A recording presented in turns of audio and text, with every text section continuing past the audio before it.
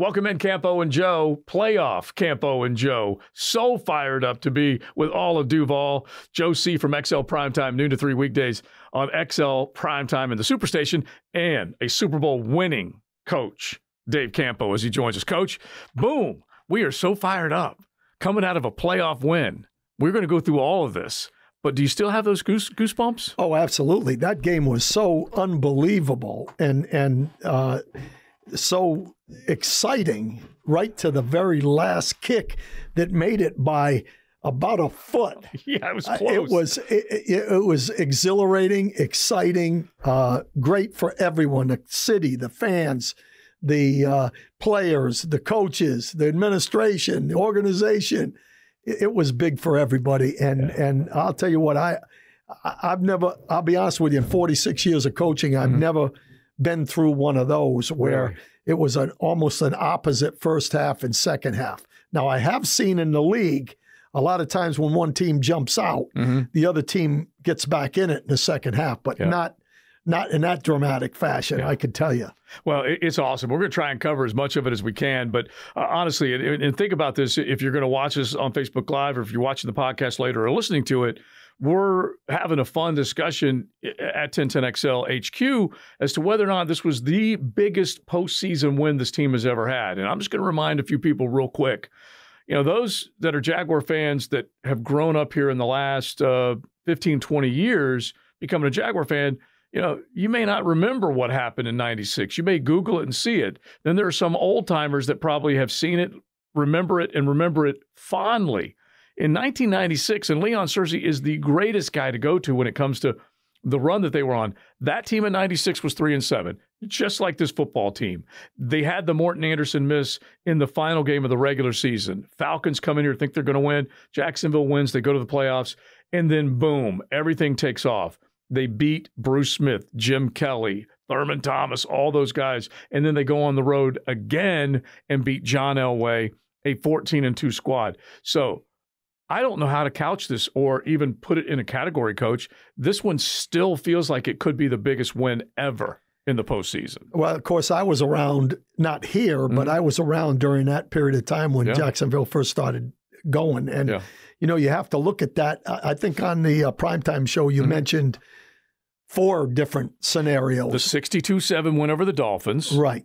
2007, when you were here, right? Jacksonville over Pittsburgh, which was a big-time win. And then obviously you can take the 296 games. Right. And to me, you know, you're never going to there are no opinion that's everybody's going to have the same opinion. There's going to be different opinions. Right. You know, I look at it from the standpoint that, number one, I wasn't here during that 96 season. Right. I think that's a tremendous accomplishment, what they did. You know, when you're talking about beating Jim Kelly and John Elway back-to-back in playoff scenario with a team that wasn't supposed to be there, that's got to be huge, okay? But I look at it a little bit like the fans, what they've gone through over the last 20 years, 20-plus years. You'd have to say that this team, what they've done this year, to come back in that fashion, down 27 points, the excitement and the hysteria about it, I would say that's the biggest, most exciting, biggest win in franchise history. But that's my opinion because I wasn't here, and just like you said, in 96. Yeah, and I do love it, though, because just taking what you just said, and let's get back to the fans out there and what they lived Saturday night, what you lived, what we all lived. Coach, as many big games that you have been in, you have Super Bowl rings to show for it. That thing seemed impossible 30 minutes and 5 turnovers into a game. I might say a little less than 30 minutes because Jacksonville did score before the half, but you get what I'm saying. A half of football where it seemed they are going to get blown out and the second half of football to come back. Have you ever seen anything like it? Well, no, other than I've seen some other situations, the Houston debacle that we ended up playing Dallas and Buffalo in the Super Bowl. Yeah, we ended up playing Buffalo after they came back from a 32-point deficit. Yeah. You know, I've seen it, but to be part of it, and to be honest with you, I really consider us being part of it. We talk about it so much that we're like part of the team here in the media. Yes. And so, you know, to me, when we scored before the half, I always look at things in terms of, is it 2 scores? Is it 3 scores? What do you have to do? From a defensive standpoint, I'm always thinking about if we're up 9, I feel better than if we're up 8. Right. Because one's a 1 score, one's a 2 score, Yeah. And when they scored before the half, I started going, and I said to Rick Ballou sitting next to me in the press box, I said, well, 21 points wins, because they were up by 20. And so, in my mind, there's always a chance of that happening. Now, to be perfectly honest with you, in order for that to happen, the defense had to play better than they did in the first half. Right. And I wasn't 100% convinced that could happen. And as it turned out, I had a conversation with my son, and I said, I said this at halftime, it's going to be a 31-27 win for the Jags. Okay, because I think this team is special. Yeah. But when they kicked the field goal to go to 30, then in my mind there was a little question now in my mind whether or not we could get back. Right. And that's what's so fantastic about that game. We just picked and picked and picked and picked and picked, and the defense showed up, and that's how you win. That's how you come back. So let's hit the low points first half, and then let's hit the high points second half. But all right, a couple things occurred to me. First, when Trevor had the first tip ball that led to an interception and then the next ball that led to an interception, I thought there were 2 just unbelievably poor non-calls by the officials, okay? A roughing the passer easily could have been called because Bosa and Khalil Mack met at number 16 and both made contact high and low.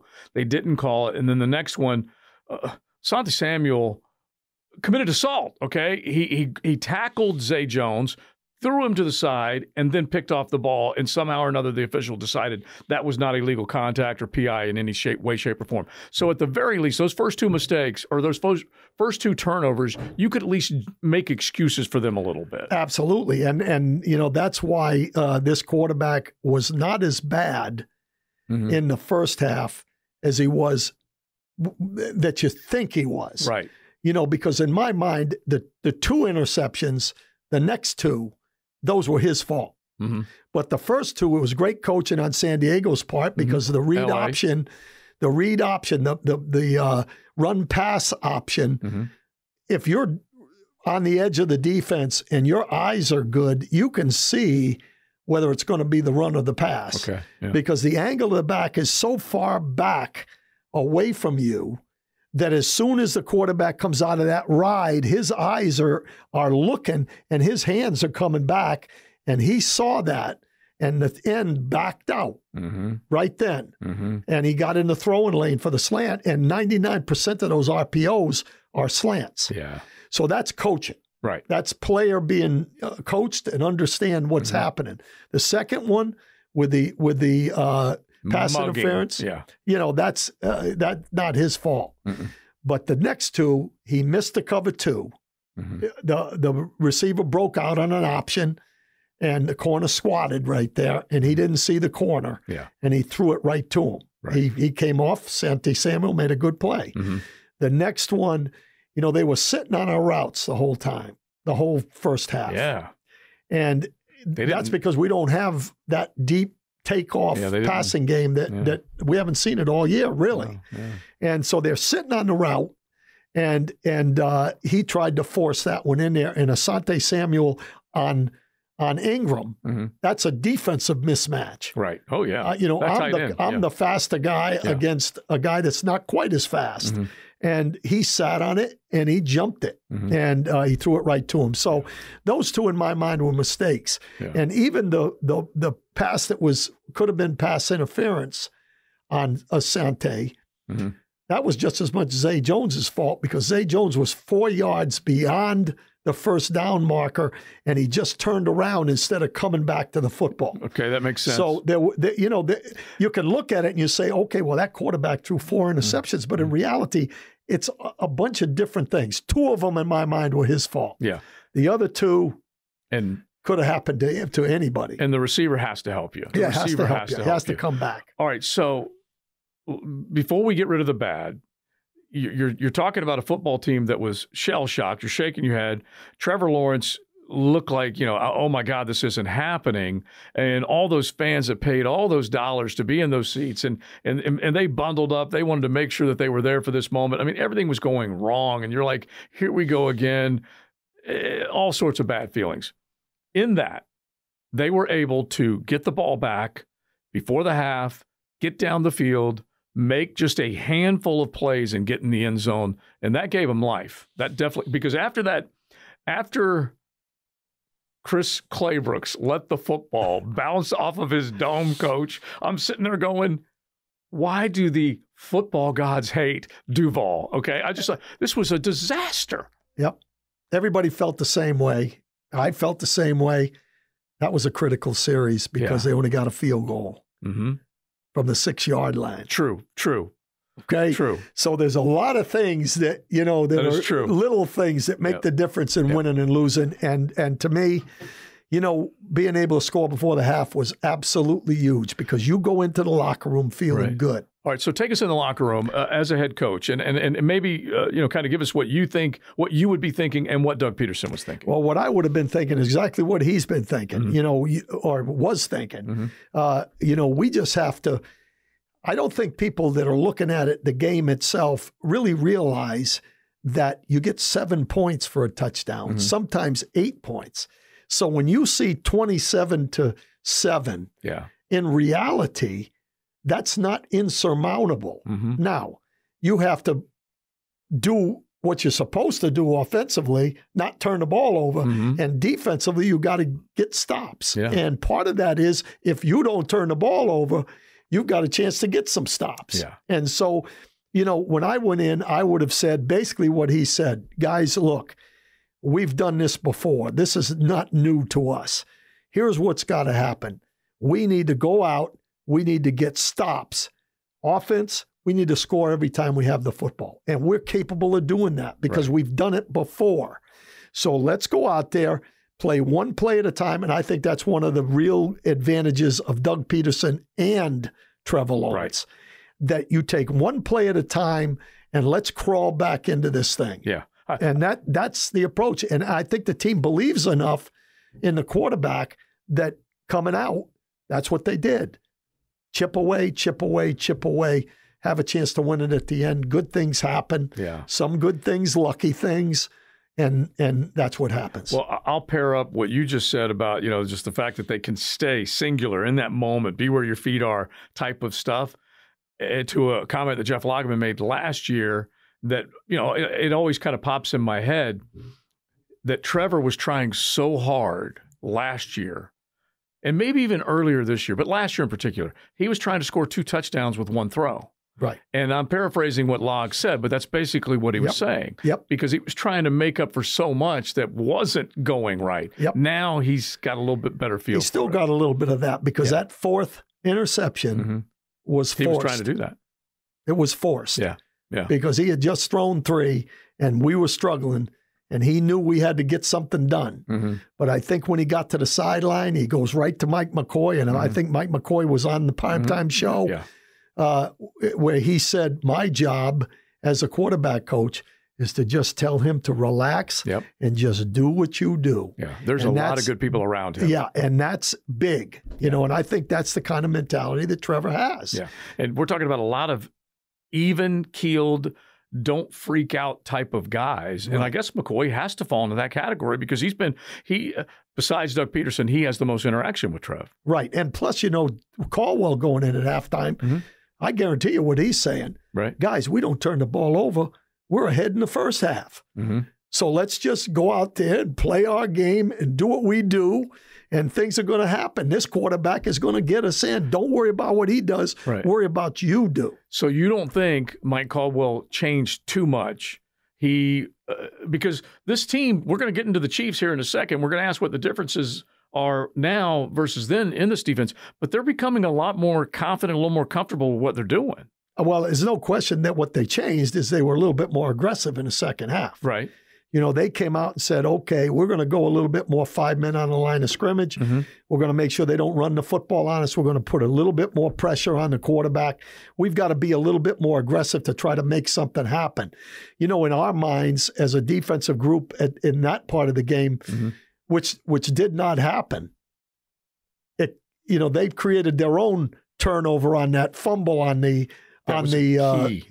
jet sweep. Yeah. But he went into the second half thinking we've got to turn the ball over defensively. Yeah. We've got to get the quarterback, get the offense a few more opportunities. So he became a little bit more aggressive in the second half, and I think it paid dividends. They could not run the ball at all in the second half. They tried to run a ball on first down.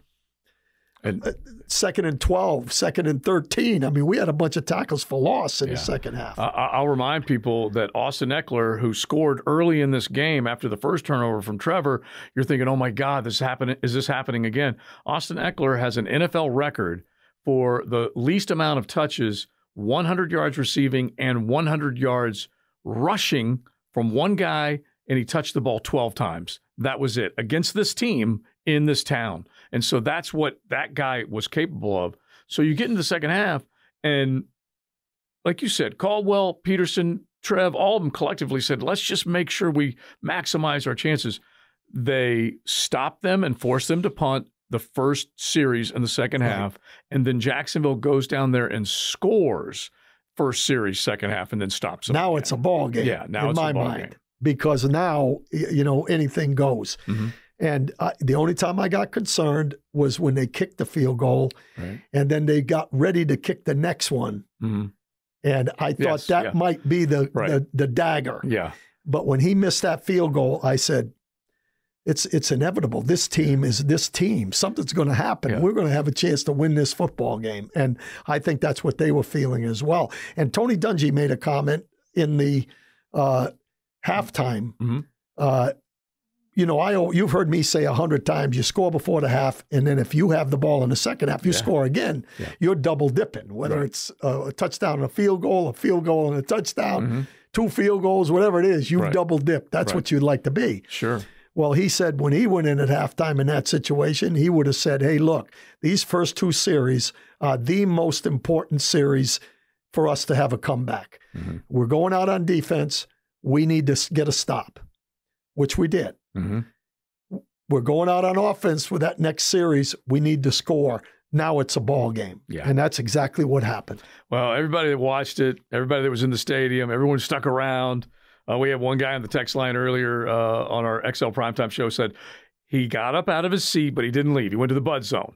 And then another one said he went and left and got in his car and waited for the other 5 people with him to come out there, which is crazy that he did that. But whatever you did, remember it so you can try and do it again Saturday. All right, we're gonna get to a couple of questions that our fans threw at us, and we'll try and incorporate this on our Facebook Live shows. Hopefully you'll participate. And then we're going to get you to give us maybe some thoughts on Kansas City. All right. Why do we keep dropping our pass rushers on key downs, 3rd and 6, et cetera? Why do we continue to have Josh Allen in coverage? I get that they watch for tendencies, but come on, he needs to be going towards the quarterback. Well, I think there's 2 ways you approach it. You either go, we're not going to be an all-out blitz team because I don't think we have the cover people to handle the 0 blitzes. And, offenses are pretty good at picking up blitzes. I mean, that's, you're just not automatically going to come home. The thing what you're trying to do in this situation is confuse the offense. Mm-hmm. And what they're doing now more is they're either going 5-man pressure, which both linebackers are coming, or they're going 4-man pressure with 4 different rushers, not just the front 4 guys. Mm-hmm. Wait till the offense sets the front, and then they'll call either the safety or a linebacker coming away from the way they set the front, which means that the back has to be in a situation one-on-one with somebody. Right. And so even Tony Dungy made a mistake on one of them where we caused an incompletion. Mm-hmm. He said, well, they brought 5 there and they got a one-on-one situation. Well, it was a 4-man rush, and they actually dropped the weak side linebacker. Mm-hmm. So they brought the linebacker on one side, plus the 2 inside tackles and the end on that side, the outside linebacker on that side. Mm-hmm. They brought the nickel back, for example, and on the other side, they had to drop the guy, and it was only a 4-man rush, but it attacks the protection. Yeah, and I feel like Caldwell's getting a little more comfortable with some of the decisions that you're talking about while simplifying it. It sounds crazy. They did different things. They did some exotic things, but they simplified it. because every player at least understands his role, is doing a better job. Yeah, we're not making mistakes. Yeah. Not a lot of mistakes out there. You're not seeing a lot of long runs because guys are staying in their gaps. They're pretty good about that. And in the secondary, you're not seeing guys wide open. I think we've improved in that area. I think this week against Mahomes, for example, we've even got to be more conscious of staying in gaps and making sure, that we're not giving him an opportunity because he will just take off and run for 30, 40 yards, but I think we're better at that. And that's a credit to the simplifying, making sure guys know what they're doing. And there's still a little bit of indecision with some of the guys. I see the safeties at times still yelling at number 33. Yeah. Get out. And they ended up running the ball, which was good. Yeah. But they had a guy sitting out here, and Lloyd didn't move out where he was supposed to line up. So it's a work in progress. Sure it is. It's a young football team. Yeah. And, we got two young linebackers out there at times. A lot of inexperience, and you and I will probably do this in the offseason, which will be a few weeks away. But the number of guys that are either here the first year or 2 years, we're talking about a bunch of guys, like 16 to 22. All right, now let's get a couple, and then I want you to give us your last key. This is Gary from the Beaches. Question for Coach. Do you think the Chargers defense gave Kansas City a little bit of a blueprint on how to attack Trevor? Because apparently, some of those shallow crosses and whatnot, they were able to obviously squat on some of those routes. What do you think of that, Coach? Well, I think that's a good example. I mean, I think that this football team is predicated on getting the ball out, and it hurts us if we don't run the ball with any kind of effectiveness, because then it becomes a drop back and you have to use a quick passing game as your running game. So, they were sitting on a lot of routes early. In the second half, because we ran the ball effectively and they had a cushion, they set back a little bit more, and that really hurt them. So I think Kansas City will come in with the same approach, man-to-man, get up on the receivers. Right. And I think the way to handle that is you have to, even though if it's incomplete, you got to chuck a bunch of balls down the field just to get them off of you. Yeah. And that's something that, I think if I was playing our team, I would sit on the routes a little bit with the secondary. Yeah, and you just think about a couple of guys that did get deep early in the year. Maybe Peterson, go back, find some of those. Kirk did get deep a couple of times. We know Zay's capable of it. Jamal Agnew may factor in this with his speed, so we'll find out. All right, here's another one. Let's see here. Question for Coach Campo. I think 3 ways to a win Saturday will be keeping Mahomes in the pocket, doubling Kelsey, minimizing the run. Which of those do you think we can fall short on and still win the game? Minimizing the run. Yeah. In this those one. other two, you in better. This one. In those other two, you better. Yeah, you got to know where Kelsey is. Yeah. And again, we're talking defense. You got to know where Kelsey is. You got to minimize Mahomes somehow. Yeah. And that's making sure he doesn't run, and make sure you're giving him some different looks in order to do that. The run game, I think you have to live with it. Yeah, a little bit. I agree. And see what happens from there. Yeah, Pacheco is a good player. Yes. As soon as he got into that number 10 uniform, it was not like Tyreek Hill was immediately replaced, but that guy's a dynamic little guy that you got to keep an eye on. He's well, and McKinnon on the pass out of the backfield. I mean, they've got some, and Hilaire is going to be available for this one. But again, to be honest with you, you got 2 clones as the head coaches. It's true. Okay? Pass first, run second. Yeah. Now, if they get the passing game going, then the run game goes. Yeah. If they try to get the run game going to get the pass going, they don't do that. Yeah. That's their philosophy. Although I think it's more important for our team to get play action situations 100% on that. Rather than just sitting back and throwing 50 times a game. That's the only way you're going to be able to get now, over I the think top they of that. can throw it 50 times a game because I think they got some firepower. Yeah. So it's a little different mentality, but the mentality of the 2 coaches are exactly the same. We'll have a couple little Instagram and quick Twitter posts at the end of the week, Facebook as well, with some final thoughts. But 1 or 2 things that you're thinking about, and you can go to the Peterson Andy Reid thought. But what are a couple of the things you think that are different about this football team now versus that 10-point loss before the bye earlier? Yeah, well, I think number one, it's really similar to the game we just played from the standpoint that, they have to the firepower that Kansas has, they're going to make some plays. Mm-hmm. But it's like playing a 7-on-7 game. If you get 2 or 3 whole serves, Mm-hmm. you've got a great chance. If you don't, they're going to put points on the ball and continue to put points on the ball. So we've got to find a way to slow them down a little offensively, 3 or 4 series. Yeah. Keep them off the field. Yeah, it's true. Keep the offense off the field. And that's our offense. Right. Dinking, dunking, running, eat the clock up, and put points on the board when you have an opportunity. You might even remember the time, but in the second half, after Jacksonville stopped them, they went on, and the punt was, I think, a fair catch at the 11-yard line. Right. They went on an 89-yard drive, and they held the ball, and they did exactly what you're talking about. Exactly. And then after holding the Chargers to a field goal, I believe the next drive, it was right before right at the end of the third quarter. They scored on 5 plays in right around 2 minutes of ball. They hit the deep shot to Zay Jones. So the idea that they can do both of those, I think, is hugely important. Yeah, and again, I said this last week, I believe, on the primetime show. Mm-hmm. If you just look at matchups, to be honest, they have a better matchup than we do. Yes. But the difference is this football team believes that they can beat anybody, Mm-hmm. and I'm not sure what those guys are thinking. This team, when they look at it, they've got to say, well, you know what? This team is a little different. Right. They've come back and come back and come back, and you could say whatever you want. They know they can beat us in their mind. Right. But there's a little bit of doubt there because of the way this team is playing right now. And there's something to be said for a team that had a week off, may look at the next opponent and go, we got that.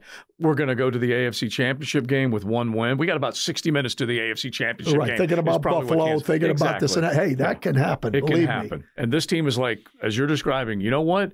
We pretty much can go toe-to-toe and slug it out. We're a finesse team, but we can slug it out with anybody. And this one is truly house money for the Jaguars. Yeah. And I can promise you it's house money for me because I'm looking at them next year. Yeah. I have a really good feeling about this team going into this game. Mm-hmm.